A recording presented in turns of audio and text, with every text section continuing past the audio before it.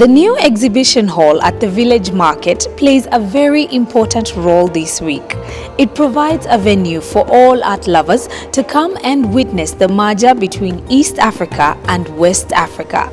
Do you know what happens when two creative minds come together? Well, a mind-blowing exhibition is what happens. I'm Fatma Mohammed and I'm at the village market for the East Meets West exhibition. Join me, you're watching Art Galore.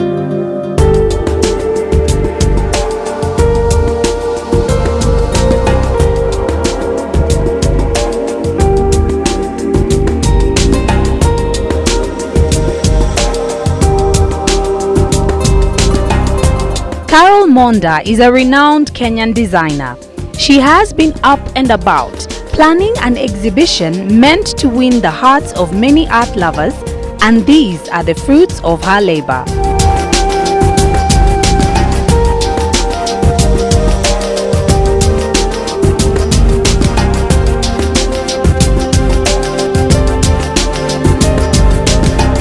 This was the scene at the East Meets West exhibition, starring Carol Monda, the designer, and Martin Dati, the man behind these paintings.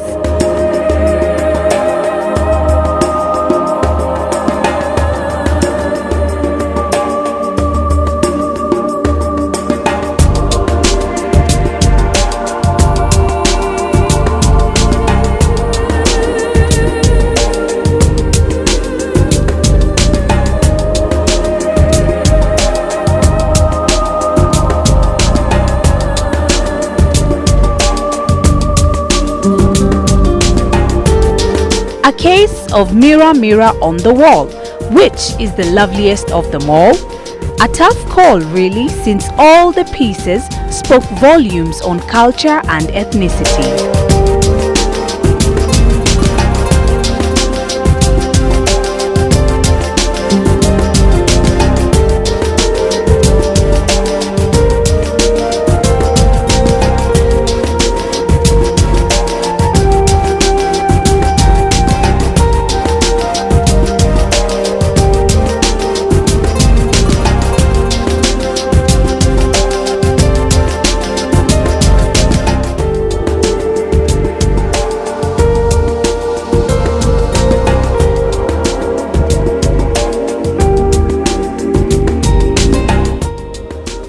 The exhibition hall was a meeting point for the East African culture and the West African culture.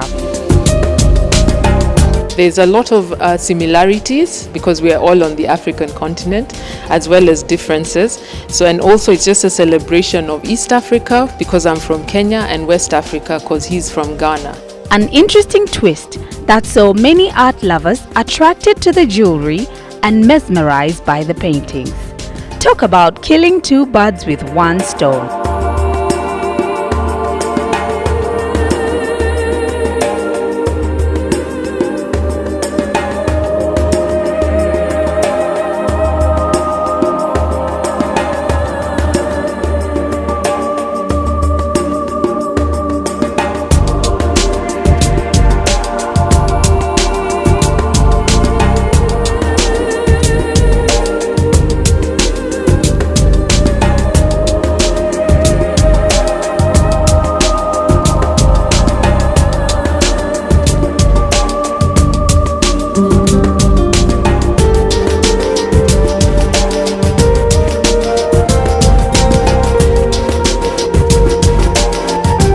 Carol loves the African culture, particularly East and West African.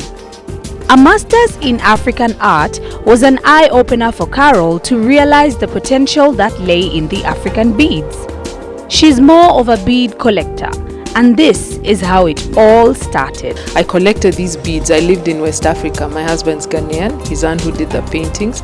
And what I did is on market days, I would go out and look for old beads. Yeah. So these are like collections of beads that I put together. When I get enough, then I make a necklace. So some of them are just one of a kind. So it won't be possible to reproduce.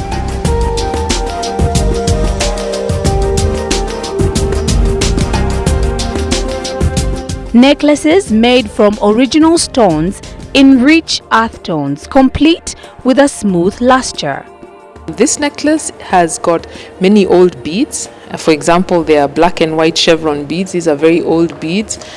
Some people refer to them as the king of beads because they're very old, and the way they're made in layers.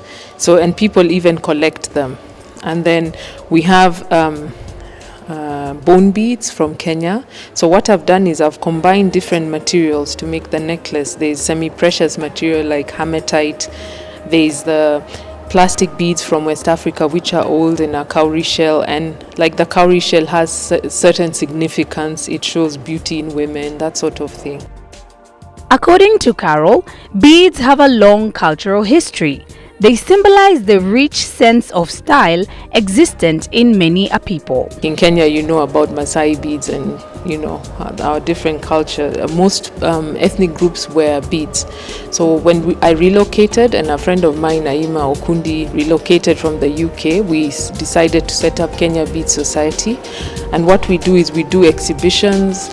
We meet once a month, and we discuss issues on beads. For example, someone will present something on a bead technique, that sort of thing.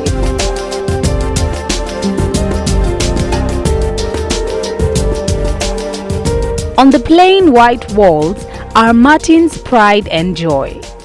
Never has oil on canvas looked so good, leave alone captivate.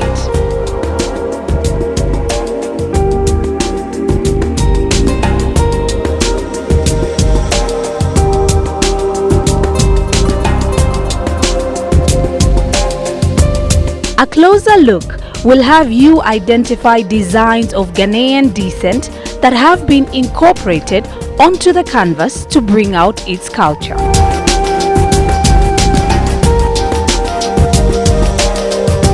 His evident love for the African man and woman can be felt throughout the exhibition.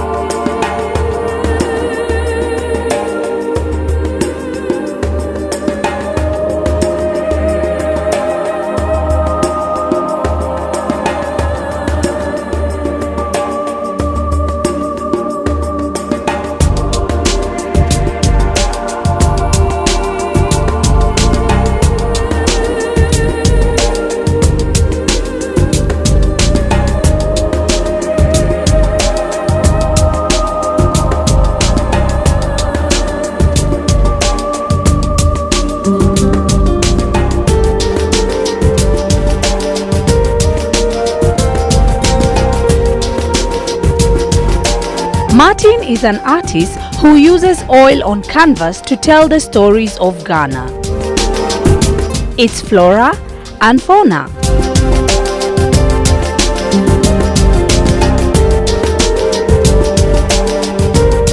All in all, whether painting or designing, both artists have a passion for the African soil that runs deeper than their own roots.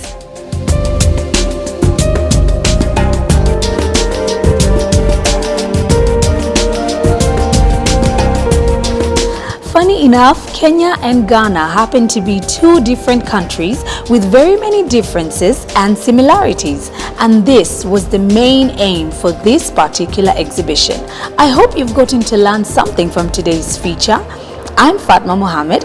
Until next week, enjoy the rest of your viewing.